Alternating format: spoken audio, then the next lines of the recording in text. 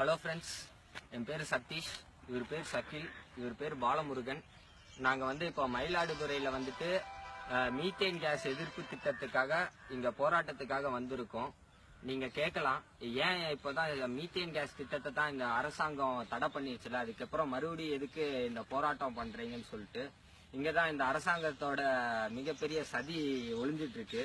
என்ன பண்ணுறாங்கன்னா, methane case திட்டங்கிறது first என்னன்னா கோல்பெட் மீத்தேன் கேஸ் திட்டம், அதாவது நிலக்கரியிலிருந்து எரிவாயு எடுக்கிறது தான் கோல்பெட் மீத்தேன் கேஸ் திட்டம். இது எப்படி எடுப்பாங்க அப்படின்னா 500 அடியிலிருந்து 500 மீட்டர்ல இருந்து 1000 மீட்டர் வரைக்கும் ஆழமா போர் போட்டு அதுல இருந்து எடுப்பாங்க. இப்போ அதை நாங்க நிறுத்திட்டோம், அதை நாங்க தடை செஞ்சிட்டோம். மக்களோட தொடர் போராட்டத்துக்கு அப்புறம் இந்த மத்திய அரசாங்கம் ஒரு குழு அமைச்சு இது கெட்டதுன்னு சொல்லி இடைக்கால தடை விதிக்கிறாங்க 2015. அதுக்கு முன்னாடி 2010 கிரேட் இந்தியா ஈஸ்டர்ன் கம்பெனின்னு சொல்லி ஒரு கம்பெனி இந்த திட்டத்தை கொண்டாந்து மத்திய அரசாங்கத்திட்ட வச்சு, மத்திய அரசாங்கம் அப்பத்துல இருந்த காங்கிரஸ் அரசாங்கம் ஒப்புதல் அளிச்சு, அதுக்கப்புறம் தமிழ்நாடு அரசாங்கம் அப்போ ஆட்சியில இருந்த டிஎம்கே அரசாங்கம் ஒப்புதல் அளிச்சு இந்த திட்டத்தை கொண்டாடுறாங்க. அப்புறம் இப்ப அந்த திட்டத்தை நாங்க கைவிட்டுட்டோம்னு சொல்லிட்டு இப்ப ஷேல் கேஸ்ன்னு சொல்லி சொல்றாங்க. ஷேல் கேஸ்ங்கிறதும் அதேதான். ஷேல் கேஸ்ங்கிறது என்னன்னா, இத 500 மீட்டர்ல இருந்து 1000 மீட்டர் வரைக்கும் போடுறது தாண்டி இப்போ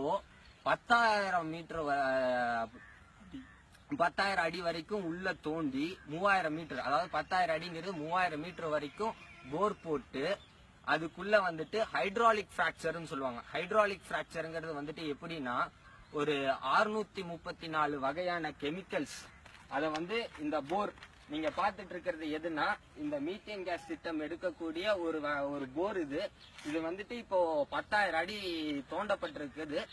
இந்த போருக்குள்ள 634 வகையான கெமிக்கல்ஸ் ஊத்தி ஹைட்ராலிக் பிராக்சர்ன்ற முறையில பாறைகளை வெடிக்க வச்சு அதுல இருந்து அந்த கேஸ் எடுக்கிறாங்க, மீத்தேன் கேஸ. அந்த மீத்தேன் கேஸை எடுத்து அந்த மீத்தேன் கேஸை மட்டும் கலெக்ட் பண்ணிக்கிறாங்க. அது கூட இன்னொரு கேஸும் சேர்ந்து வருது, அது பேர் பென்சைட். அந்த கேஸ் வெளியில காத்துல பரவுச்சுன்னா இதனால இங்க இருக்கிற மக்களுக்கு என்ன ஆகும்னா, ஸ்கின் கேன்சர் வர்றதுக்கான வாய்ப்புகள் ரொம்ப அதிகமா இருக்கு. இப்போ இந்த ஹைட்ராலிக் பிராக்சர் மூலியமா இந்த கேஸ் எடுக்கிறதுனால என்ன ஆகுதுன்னா, இங்க நிலத்தடி நீர் மட்டம் ரொம்ப குறைஞ்சிரும், அடியில போயிரும். அது மட்டும் இல்லாம இந்த காவேரி படுக்கையே ஒரு மிகப்பெரிய பாலைவனமா மாறதுக்கான எல்லா சாத்தியக்கூறுகளும் இந்த மீத்தேன் கேஸ் எடுக்கிறதுனால இருக்கு. இதனால நெற்களஞ்சியமான தஞ்சாவூர், திருவாரூர், நாகப்பட்டினம் இந்த 3 டிஸ்ட்ரிக்ட்லயும் விவசாயம் முழுசா அழிக்கப்படும். இங்க இருக்கிற விவசாயிகள் இங்க விவசாயம் பண்ண முடியாம பொழப்பு தேடி வெளி மாநிலங்களுக்கு போகக்கூடிய அபாயம் அதிகம். நாம வேற நாடுகளையும் வேற நாட்டையும் விவசாயத்துக்காக சாப்பாட்டுக்காக கையேந்தி நிக்கிற காலம் வெகு தூரத்துல இல்ல. இப்ப இந்த திட்டத்தை நம்ம நடத்த விட்டுட்டோம் அப்படின்னா நம்மளுடைய அழிவு மிக பக்கத்துல இருக்கு. அது மட்டும் இல்ல, இப்போ இந்த திட்டத்தினால பாதிக்கப்பட்ட ஒருத்தர் இன்னும் சொல்றப்போ உங்களுக்கு இதனோட வீடியோ இன்னும் நல்லா புரியும். ஏன்னா இவர் பேர் பாலமுருகன். இவர் இது இந்த திட்டத்தினால நிறைய பாதிக்கப்பட்டிருக்காரு. இவர் இந்த ஊர் பிரஜை. இவர் இதுக்காக நிறைய போராடிட்டு இருக்காரு. நான் இன்னைக்கு வந்தவன். இதுக்கு முன்னாடி 6 வருஷமா இந்த போராட்டத்தை நடத்திட்டு இருக்கிறாங்க. இவர் இதனால நடந்த பிரச்சனைகள், இதனால நடந்த வீரியங்கள் இத பத்தி இவர் சொல்ல போறாரு. ஆனா நீங்க சொல்லுங்கன்னா, இப்போ இந்த திட்டம் இங்க போடுறதுனால என்னென்ன பிரச்சனைகள் வரும்? திட்டத்தை அமுல்படுத்துறதுனால நம்ம நின்றுட்டு இருக்க இடம் ஒருங்கிணைந்த தஞ்சை, அதை காவிரி டெல்டா பகுதின்னு சொல்லுவோம். காவிரி டெல்டா பகுதிங்கிறது தஞ்சாவூர், திருவாரூர், நாகப்பட்டினம். நீ நின்றுட்டு இருக்கிறது நம்ம பார்த்துட்டு இருக்க இடம் நாகப்பட்டினம் மாவட்டம். அதுல மயிலாடுதுறையில தான் நம்ம நின்றுட்டு இருக்கோம். நாங்க சின்ன பிள்ளையில இந்த திட்டம் வர்றதுக்கு முன்னாடி நாங்கெல்லாம் ஒரு 18 ஆண்டுகளுக்கு முன்னாடி இது வந்துச்சு. நாங்க அப்பெல்லாம் சின்ன பிள்ளைங்க, இதோட வீரியம் நமக்கு தெரியாது. காலப்போக்கில் ஒரு சமீப காலமா தான், ஒரு வருஷத்துக்கு 1.5 வருஷத்துக்கு முன்னாடி தான் இந்த திட்டத்தை பத்தி நமக்கு தெளிவான சிந்தனை பேராசிரியர் ஜெயராமன் தான் இதை எங்கள்கிட்ட விழிப்புணர்வு ஏற்படுத்துறாங்க ஊர்ல. அதுக்கப்புறம் தான் தெரிஞ்சது, வெளிநாடுகள்லாம் பாத்தீங்கன்னாக்கா இந்த திட்டத்தை அமுல்படுத்துறதுக்குனாக்கா 60 கிலோமீட்டருக்கு அப்பால் மனிதர்கள், விலங்குகள் வசிக்கக்கூடிய இடங்கள்ல இருந்து 60 கிலோமீட்டருக்கு அப்பால் உள்ள இடங்கள்ல தான் இந்த திட்டத்தை அமுல்படுத்தணுங்கிறத ஒரு விதிமுறை வச்சிருக்காங்க. ஆனா நீங்க இங்க பாத்துட்டு இருங்க, இதே பாருங்க பின்னாடி இதே பள்ளிக்கூடம் இருக்கு.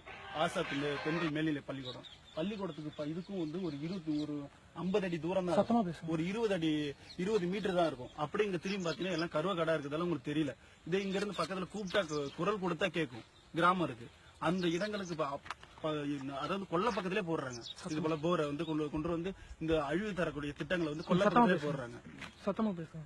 இது கொல்ல பக்கத்திலே போடுறாங்க. இந்த திட்டத்தால என்ன நடக்குதுன்னா நான் வந்து சின்ன பிள்ளையில எங்க ஊர்ல வந்து 20 ஆண்டுகளுக்கு முன்னாடி இதெல்லாம் கிடையாது. கொள்ளிடத்தோட கூட்டு குடிநீர் திட்டமோ அதாவது வந்து டேப்ல தண்ணி பிடிக்கிற திட்டங்களே எனக்கு தெரிஞ்சே கிடையாது. எனக்கு வயசு இன்னைக்கு 28 ஆகுது.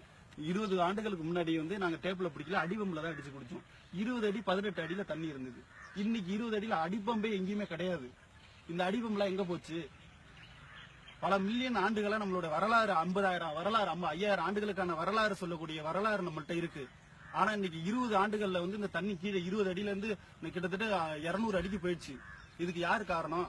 200 அடியிலயும் வந்து உங்களுக்கு சுத்தமான தண்ணி கிடையாது. பாத்தீங்கன்னாக்கா அடிச்சு கொஞ்ச நேரம் வச்சிருந்தீங்கன்னாக்கா ஆயில் மறக்கும். இதுல தான் நாங்க விவசாயம் பண்ணிட்டு இருக்கோம். இந்த விவசாயம்